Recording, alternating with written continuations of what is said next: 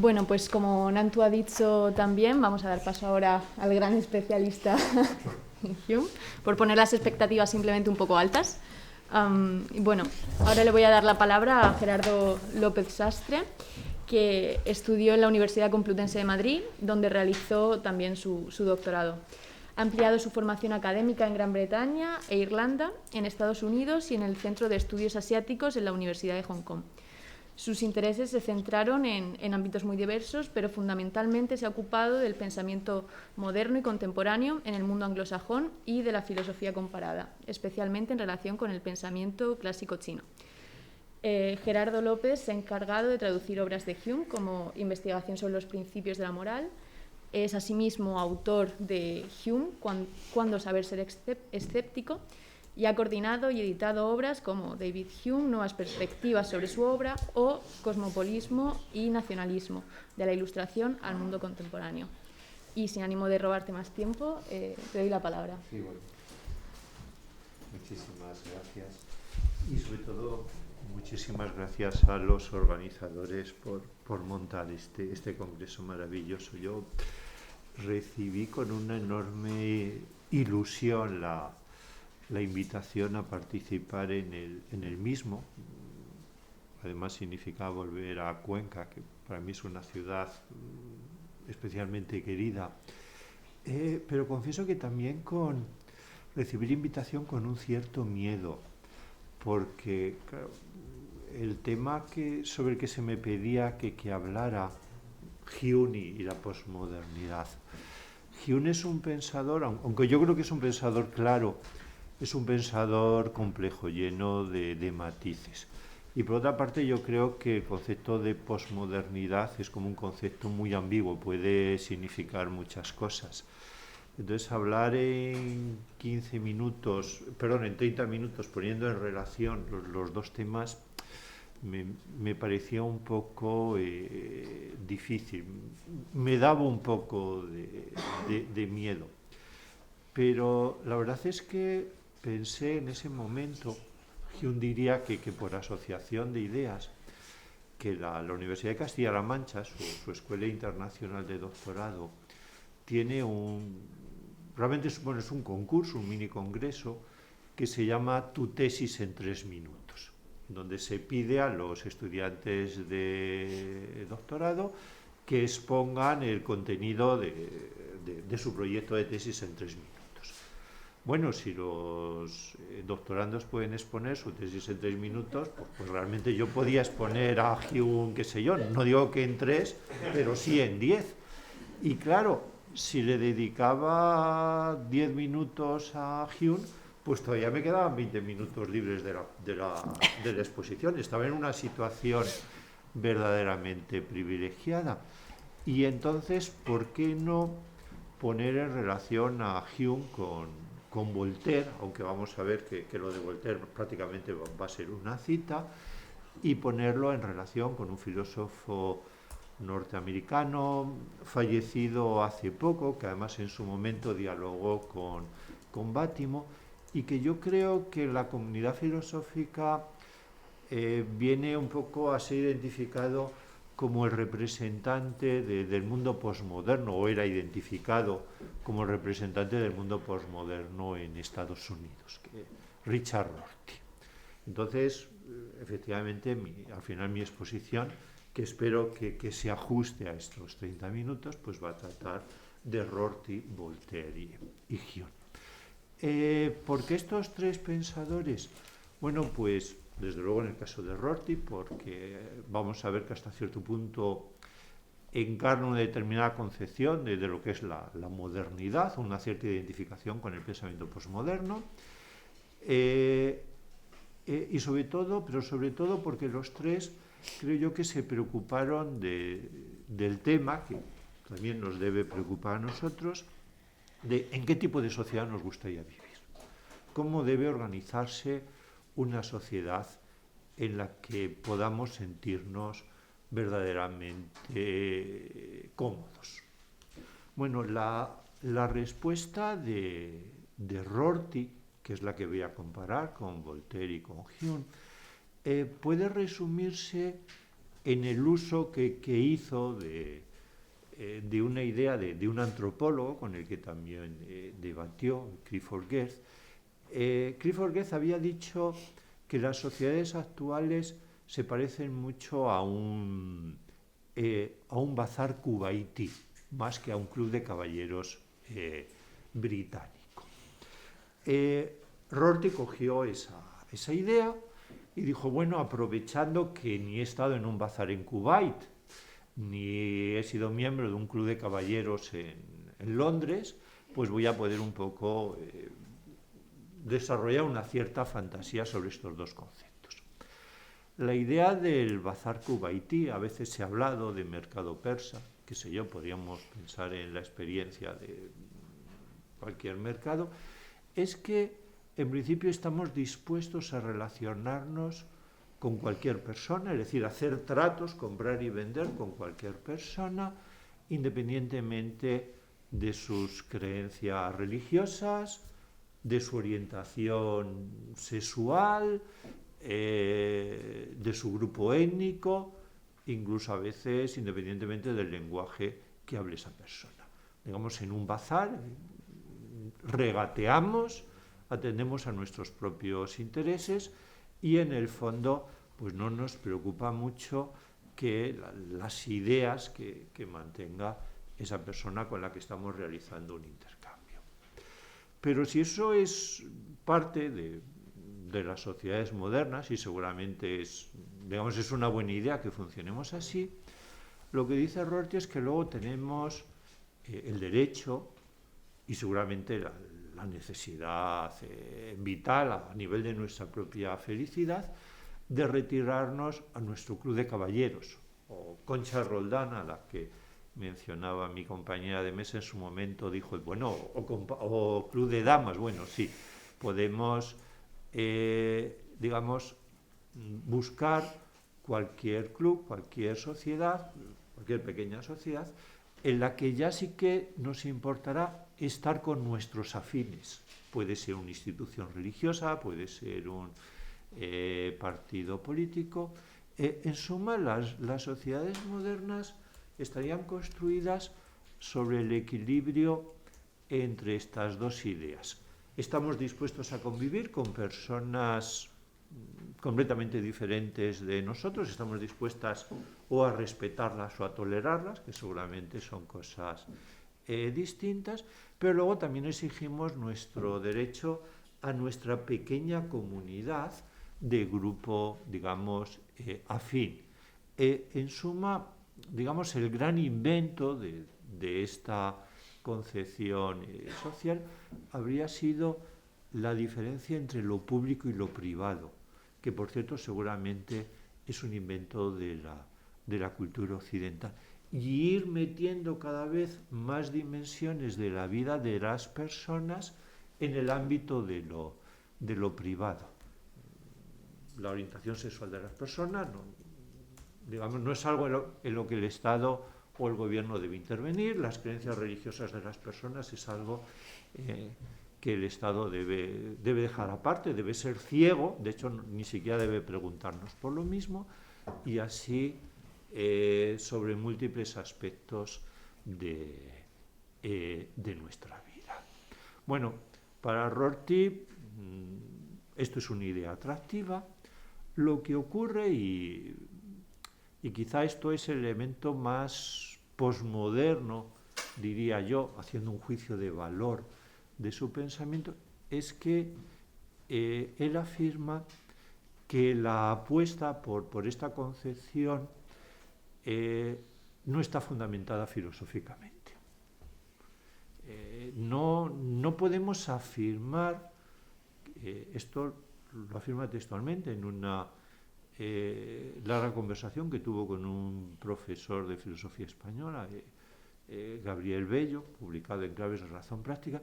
No podemos decir que esta concepción esté más basada en algún tipo de verdad que la concepción de la vida de la China antigua o la concepción de la vida que pudiera tener un nazi, un nacional socialista. Dice Rorty textualmente que primero tenemos algo así como una concepción del mundo, una concepción del tipo de sociedad en la que podríamos o nos gustaría vivir, y luego, pues a partir de ahí elaboramos nuestra filosofía. O sea, no vamos de la filosofía a nuestra concepción del mundo, sino vamos de una concepción del mundo, algo así como una cosmovisión social, a la filosofía.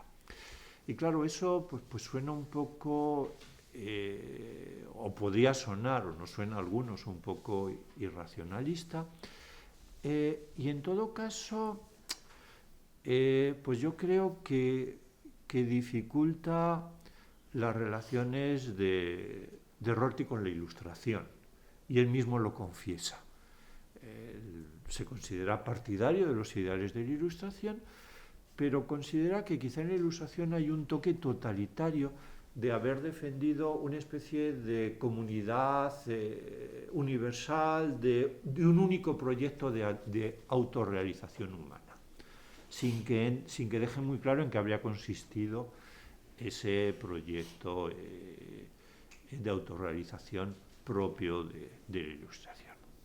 Y ahí es donde, digamos, yo me rebelo un poco. Me revelo como tesis histórica sobre el pensamiento ilustrado. Me parece que la Ilustración es mucho más pluralista de lo que Rorty pensaba. Y luego me rebelo contra la idea de que no podamos buscar algún tipo de fundamentación específicamente en la naturaleza humana de un tipo de sociedad, específicamente sin más matizaciones de nuestras sociedades liberales actuales. O Rorty diría, normalmente cuando él habla de la apuesta liberal lo está utilizando en el sentido norteamericano, a veces para ser más preciso, por lo menos desde el punto de vista del lector europeo, habla de la utopía socialdemócrata.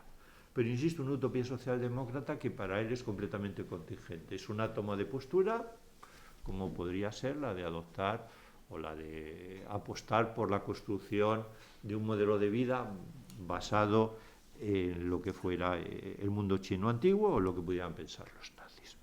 Bueno, como tesis histórica, insisto, de que la Ilustración hubiera tenido una única concepción de la vida, un único proyecto de autorrealización humana, ahí es donde quería utilizar a Voltaire.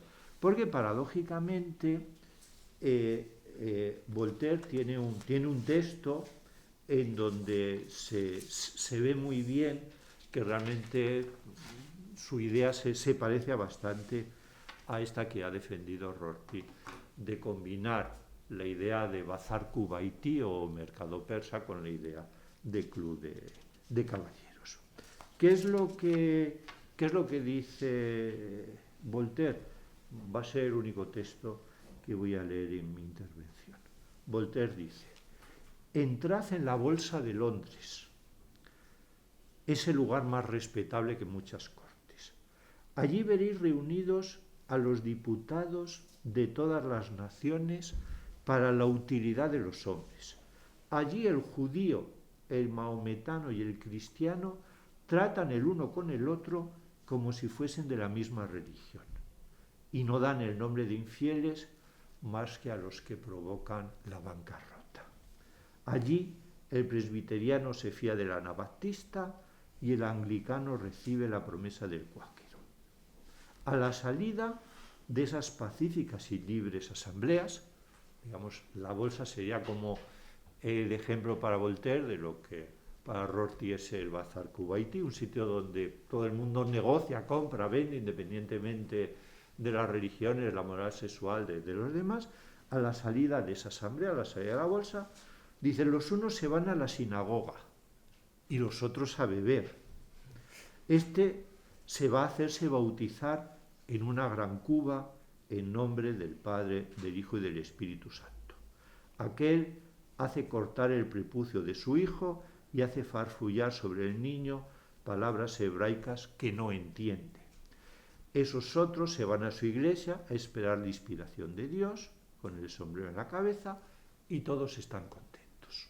Bueno, pues un modelo de sociedad multicultural y pluralista, aunque sí que es verdad que en Voltaire yo creo que a diferencia de Rorty hay un matiz, y es la idea de decir, bueno, pero este no es un mundo de narcisistas morales, es un mundo donde todos conviven, todos se respetan, pero por lo menos el filósofo se ríe un poco de lo que considera las supersticiones de algunos, de por lo demás, digamos, de compañeros o partners en el bazar.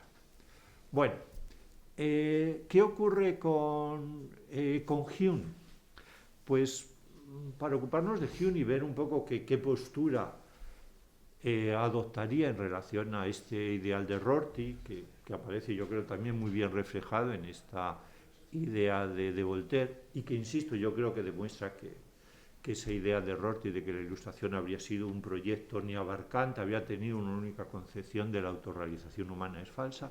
Pues para ocuparnos de Hume tenemos que hacer una especie de pequeño desvío, pero bueno, un desvío que no nos va a llevar más de 10 minutos. Y es investigar su intento de fundamentar la moral. Porque seguramente es a partir de su intento de fundamentar la moral cuando luego vamos a poder deducir su aproximación a la respuesta a la pregunta de qué tipo de sociedad debiéramos de poder vivir. Hume, justamente porque es un divulgador, por lo menos después de que ha comprobado que intentar escribir una obra filosóficamente muy densa, el Tratado de la Naturaleza Humana, pues lleva al fracaso. Nadie la lee. Se quejaba Hume, decía, es que nació muerta de la imprenta, o sea, ni siquiera los fanáticos se dedicaron a criticarla. Entonces, pues la época de los grandes tratados había pasado, había que escribir ensayos, había que intentar abrirse al gran público. Y si al gran público le haces la pregunta sobre cuál es el fundamento o cuáles son los principios de la moral, pues el gran público se va a quedar un poco como sorprendido por la pregunta, no solo no la va a poder contestar, sino que a lo mejor es que realmente ni siquiera la entiende. Cualquiera de nosotros podría hacer esa pregunta con un amigo que no pertenezca al ámbito de las humanidades. Preguntarle, oye, ¿tú cuál crees que es el fundamento de la moral? Bueno, entonces Hume decide utilizar un procedimiento como muy asequible.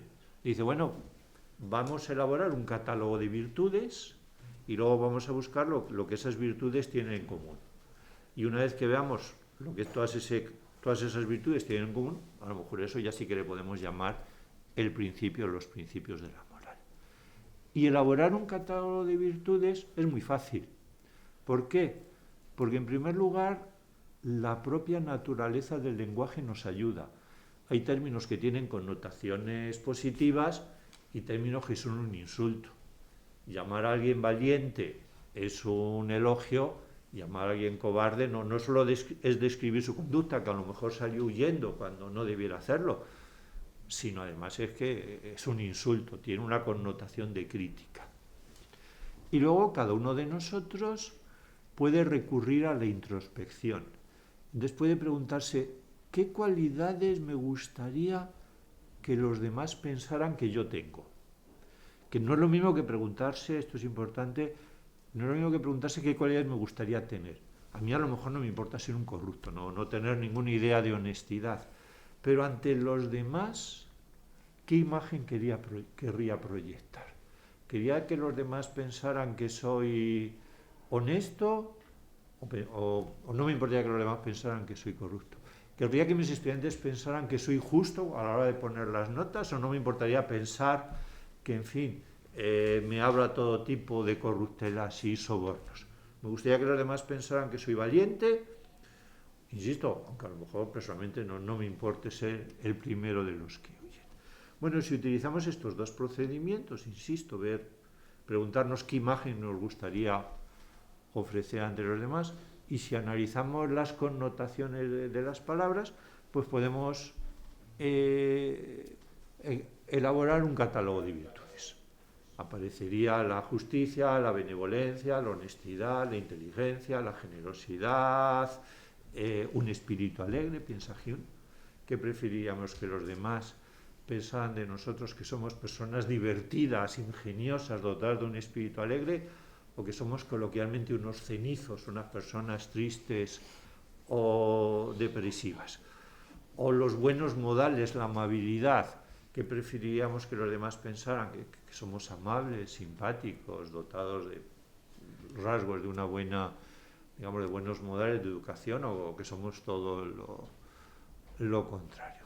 Bueno, y así Hume elabora un listado enorme de virtudes. Cualquiera de nosotros puede hacer, digamos, su propio catálogo, y llega a la conclusión de que lo que es tener un único elemento común, que sería la esencia de la moral, no la tiene, pero que pueden clasificarse de acuerdo con dos principios que a su vez se dividen cada uno de ellos en otros dos.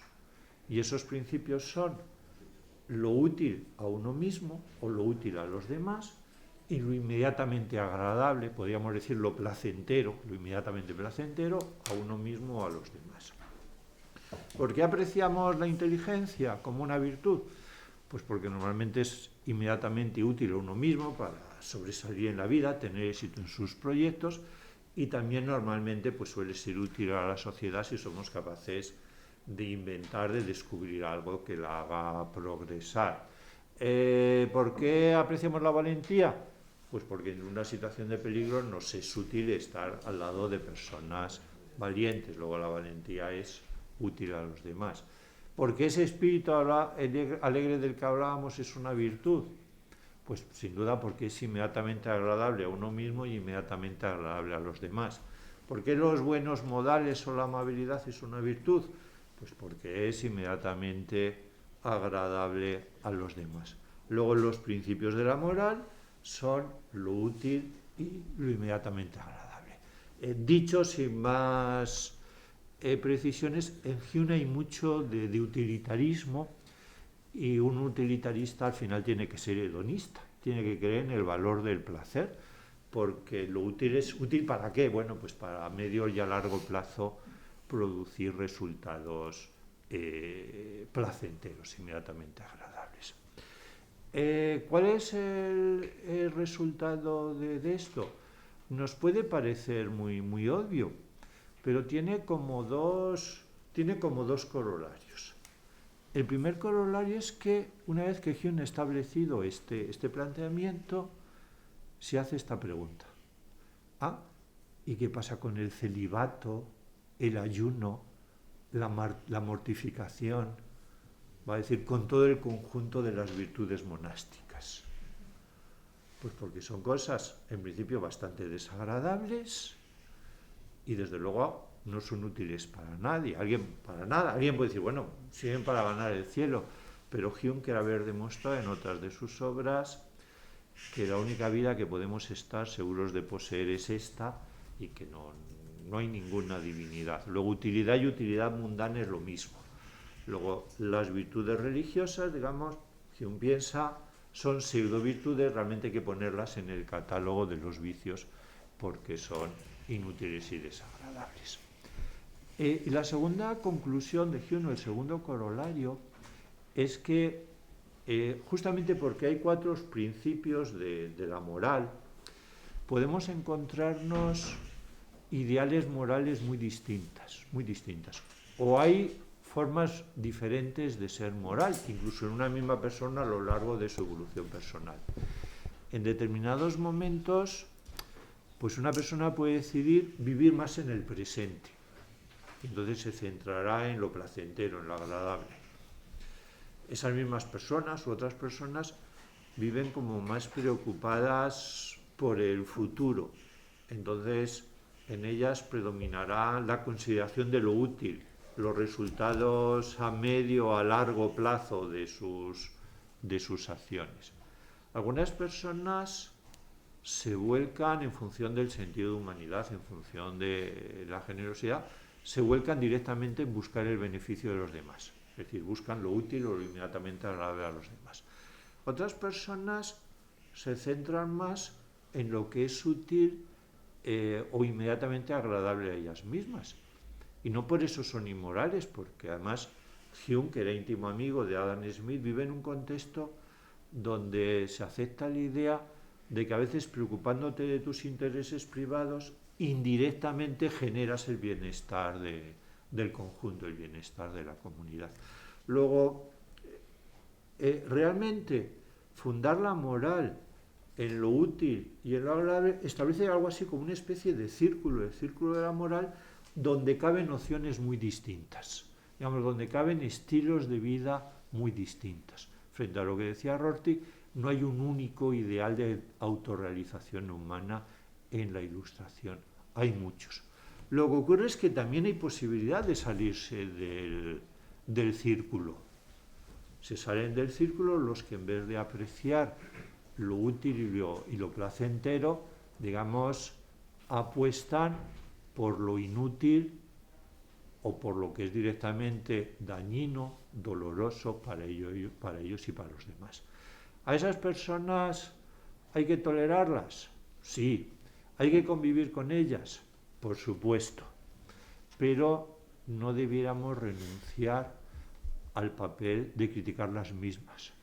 Criticar sobre todo la idea de que a lo mejor su apuesta vital está basada en convicciones falsas. En el caso de Hume, él piensa que básicamente en la superstición, por ejemplo, la idea de que hay una divinidad que te va a recompensar por tus austeridades o por tu penitencia.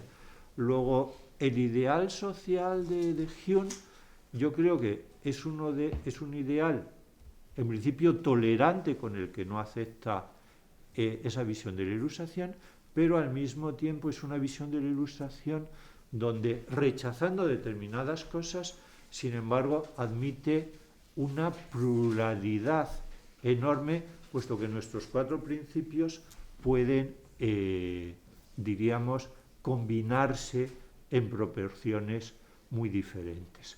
En suma, ¿qué diferenciaría a Hume? No me atrevo a decir del pensamiento posmoderno en general, pero sí, desde luego, de Rorty.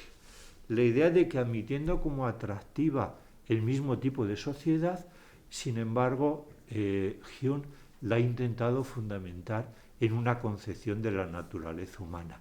Simplemente tenemos una naturaleza, podríamos decir, estamos diseñados de tal forma, o somos el producto de una determinada evolución, que al final, de manera espontánea, de manera natural, buscamos actividades, estilos de vida que buscan un poco lo placentero, lo agradable, o lo que a medio plazo, y por lo tanto es útil, conduce a lo placentero.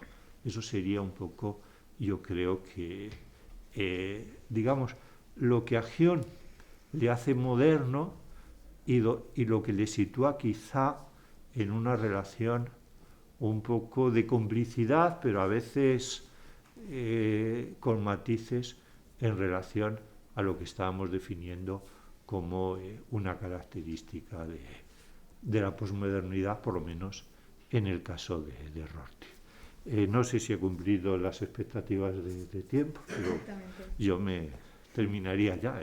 Muchísimas gracias por su interés.